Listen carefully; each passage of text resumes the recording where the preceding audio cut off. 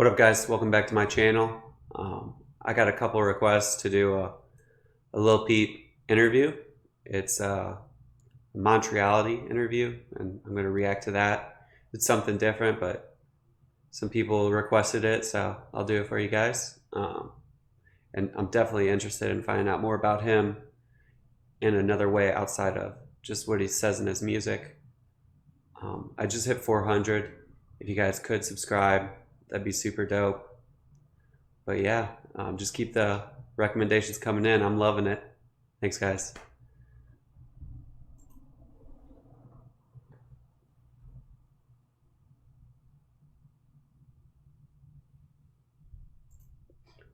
Was this right before he passed? Like, I'm just reading what it says here. It was created in 2017. That wasn't right before he passed. I don't think. I think he passed in November because I had a buddy that passed the same exact day as him from the same thing. And it was November, so I'm guessing this was filmed on April 13th. Um, I think the planet is very sad. Yes, of course. I definitely think the planet is very sad, and I think a lot of people are also very ungrateful, which is another big problem. Well, that's why I got the crybaby tat on my face. I got a humongous tattoo that says crybaby and shit to keep me grateful and remind me not to be a crybaby. So I see it every time I look in the mirror, to remind me that I'm blessed. That's dope. That was one of the tattoos that I was most interested in, wondering what it was because it's kind of hard to read. But I knew it said "crybaby," but I didn't really know the meaning behind it. And that reminds me that I do need to react to his tattoo tour that people were requesting a couple weeks back. I'll definitely get to that too. Welcome to Montreality. This is Lil Peep. Let's get it.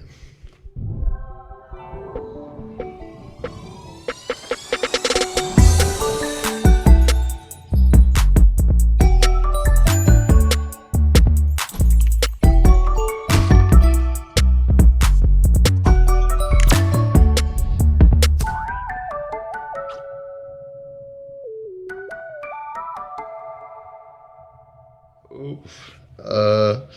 I was kind of like I was a kitchen bitch at a can I curse?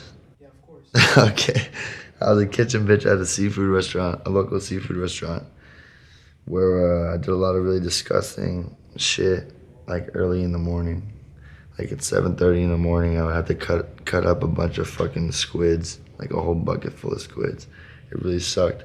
Made me throw up a few times. I also one time the chef just came at me with like a bucket of crabs, like 300 crabs, like live crabs going like this and shit. And apparently, I don't know if I'm gonna get arrested for this, but apparently to kill the crabs and cook them, you need to just take a pair of scissors, big ass cooking scissors, and just straight cut their faces off. So I'm a mass crab murderer. I cut the faces off of 300 crabs that day, and I never went back. He's shockingly funny. Like, the stuff he's saying is pretty funny. I wasn't sure what to expect from his personality because, like, the only insight I have of him is the music that you guys have showed me and the documentary you guys told me to watch. And I like this. This is a different side. Ooh. I mean, my favorite show still to this day is Scooby-Doo. I don't have a particular favorite character. The original Scooby-Doo, I just love it so much because of I don't know, the soundtrack, the animation and everything. I don't know. I'm into like spooky, scary shit. And when I was a kid, that was what was scary to me, you know what I mean? Scooby-Doo. How about that dude, the submarine dude, you know what I'm talking about? With the big, yeah, you got it tattooed on him. He's got a tattoo. My homie has a tattoo with the dude from Scooby Doo. That's the villain. Yeah, right there. That episode. That's wild. Yeah. Death Note, Bleach, Hunter x Hunter. Shiki is one of my favorite ones. A lot of people don't know about when I tell them. even though a lot of people do, but it's one of the less popular ones, but it's my favorite one. RPGs, you know. I started out playing RuneScape. I love RuneScape. Then I did a little bit of World of War. And then World, World of Warcraft, World of War. My bad. Just woke up, literally just woke up 10 minutes ago. And then I did Oblivion, Skyrim, Elder Scrolls was my shit. Mass Effect. But mostly RPGs and like Fable, 1 through 3. I'm like a nerd. I like magic and swords and shit like that. Watch a lot of Game of Thrones. I played the same games growing up, except WoW. I never got into WoW because I'd be one of those guys that forgot to eat and died.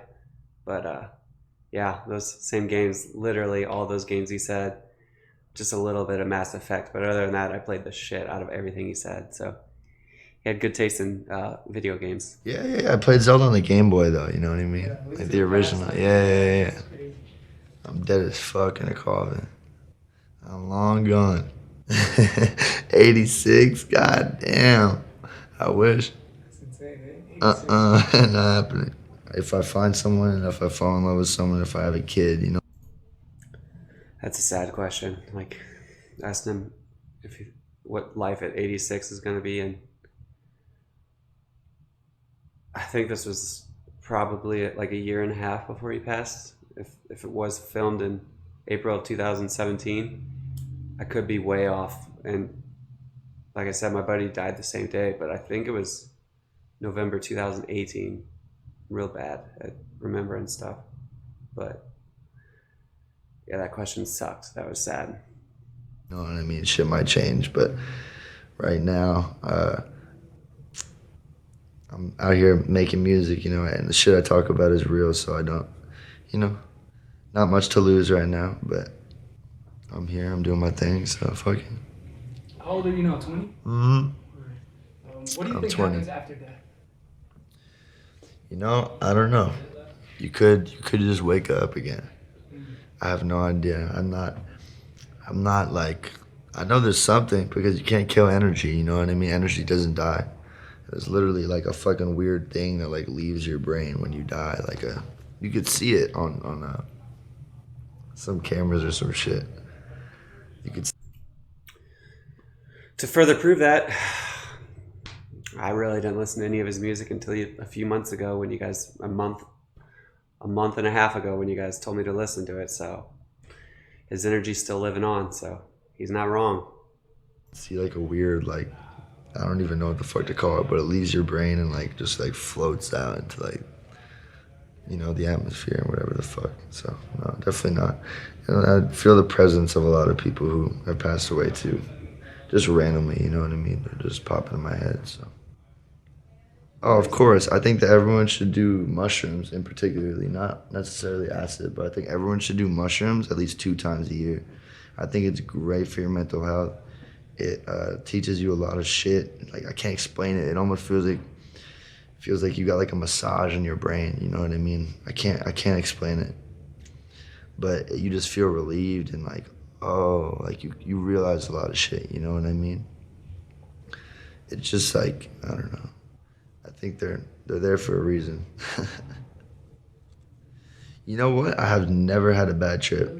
I have never had a bad trip because I'm I'm just Me like neither. so aware of the fact that I'm on whatever I'm on that like there's almost like a sober me inside of the fucked up me just being like you're fine, bro. Like and everyone else is freaking out around me and I'm kind of like laughing at them. Like I don't know, it's weird. I'm just good at controlling myself on that shit. I used to sell mushrooms too, so I would eat like way more than you should eat every day. I kind of replaced weed with mushrooms, so yeah.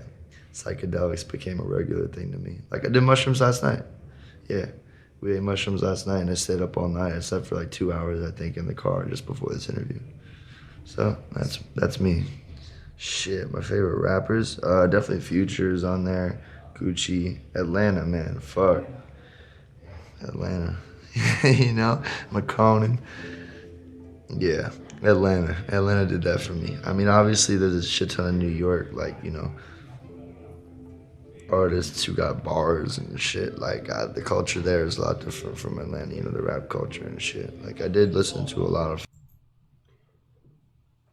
I'm a little shocked that he said featuring Gucci as his favorites. Like, just, I mean, he's got sort of like a different kind of trap sound, but that's sort of kind of a little bit like Gucci, but not really. And then I I don't know. That just wouldn't be the two names that I thought he would say. I mean, and then McConan, like, they were super close, so that's definitely understandable. Fucking like pro era when they were popping, and I was like 14, 15 or some shit like that, and like shit like that. And obviously the old shit bringing it. I could see Pro Era more than Gucci and Future, but I'm 22 songs in, so amateur, amateur guess at what I would think he would want Like, or what he would say. like you would say, fucking MF Doom and all the old New York shit, but mostly like for some reason I find the Atlanta scene to be like almost like it reminds me a lot of rock and roll, like in a certain way, you know what I mean? I think it's amazing because I think I think it's amazing that there's so many different like, you know, ways to come at it nowadays because like even me, I was looking, apparently I got a Wikipedia page. I was looking at my Wikipedia page. The genres was like alternative rock, like R&B, hip hop, trap, emo, pop punk. So they don't really know what to call it, you know what I mean? But I think that people are just gonna have to stop putting, you know, people into boxes, you know what I mean? They don't really need to label it anymore. Like, just enjoy the fuck out of it. And That's awesome, and a lot of musicians nowadays are starting to just blend all their sounds. And I mean, that's what I was just trying to say is like his sound was nothing like what those sounds were, and he's one of the big first ones to just kind of just not want to be in a box and just blend different styles, which is why I like that screamo song that he did, like where he was screaming, like just the versatility this dude had was insane. I want to take more of like a Frank Ocean route and like, you know what I mean? Drop projects that are just me and no one else on them so that, you know, I did it on my own so I can't, not to like hop on a wave, you know what I mean? I'm not trying to ride a wave, I'm trying to make my own wave. Free Max B, an artist of this generation, I think will be legendary. If you put Future in my generation, I'd say he's gonna be like remembered forever. I mean, Future just has so much music, so much quality music, you know what I mean? And the shit he says, the content of his is just absolutely insane. Like, you know, people like to turn up to it and they don't even sometimes know what they're listening to. And it's just like so much, you know, deeper than just like turning up to that shit. Like, I gets me emotional, you know what I mean? I mean, shit, Hardly's a great one. I think Chosen One is a deep song. I think Inside the Mattress, Perky's Calling. I love Purple Rain. Purple Rain was amazing. Dirty Sprite 1, though, is what put me on. And ever since then, I've just been listening to every song. What's the most romantic thing you've ever done? Fuck a girl on her period.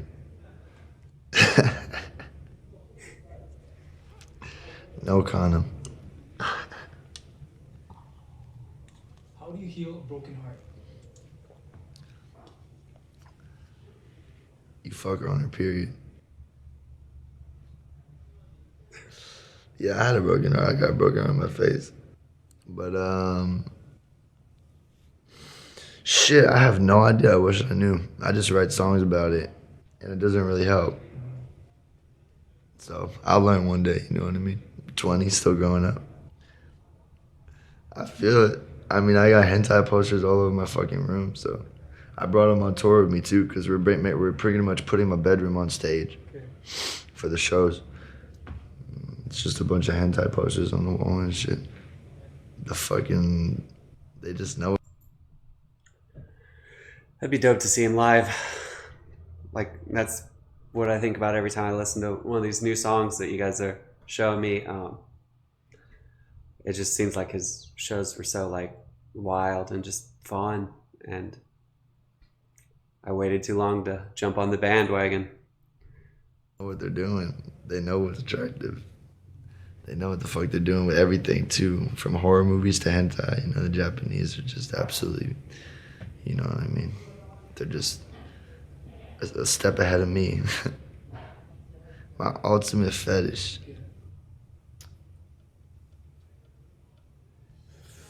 I don't know. I got a few.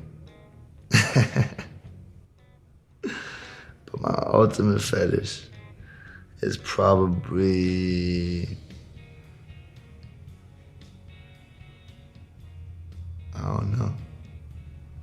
I don't really have ultimate fetish, but just I guess tattoos on girls is hot.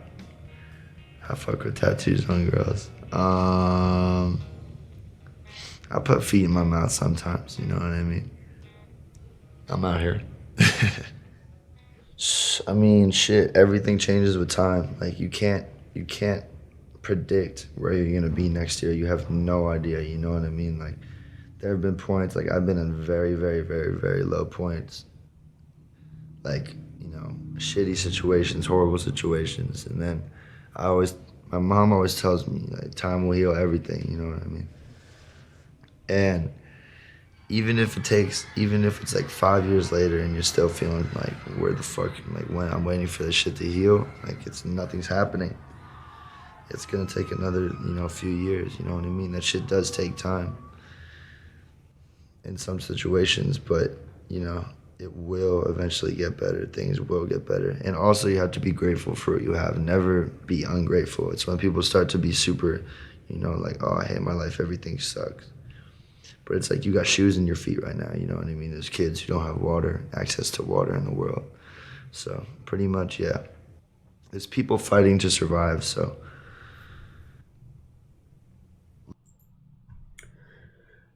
I noticed I might be doing a bad job at reacting to it, but I'm just focusing. Like I'm just really trying to learn from it. But like he's telling the truth. There's been points where I've been at my ultimate low, and then you do something different, and literally 6 months later, it's like the best time of your life. Like even though you're at a low now, it doesn't mean a few different steps won't put you on your right path. Um, I'm just really impressed by the way he thinks. Live on for them, you know what I mean? Live the life that they wish they could live. My message to the youth is stay aware of the shit that's happening around you, and don't get brainwashed by fucking, you know, society today, because that shit is very easy to happen. And don't become a police officer. Hell yeah, this is Lil Peep. That was Montreality. Much love. Gang gang. Thank you, man. I appreciate that. Of course. It was great, man. One of the best Hell we've yeah. done so far. Hell yeah, hell yeah. Of course, man. See, I don't normally do interviews, eh? Yeah, I know. I watched your guys' interviews. Thank you, man. I appreciate that. Kind of sad after watching that, to be honest. Like that was a good interview. I don't know. It was definitely really cool to see the way he thought. Just a good interview. Thanks, guys.